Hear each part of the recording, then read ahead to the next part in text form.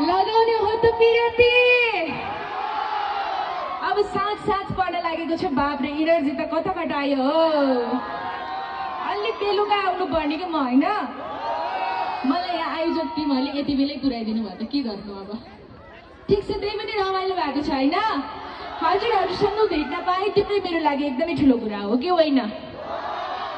हजुरहरूको यति धेरै माया पाउनु, यति धेरै आशीर्वाद पाउनु नै मेरो लागि एकदमै ठुलो कुरा हो र हजुरहरूको माया यो सधैँभरि रह्यो। यो गीतहरू मैले अहिले जुन जुन गीत गाइरहेको छु 3चोटि सुन्न पाउनुहुने भयो होइन। अनि अर्को कुरा अघि नै भन्न मन लागिरहेको थियो तर के दिन हामी पल छादा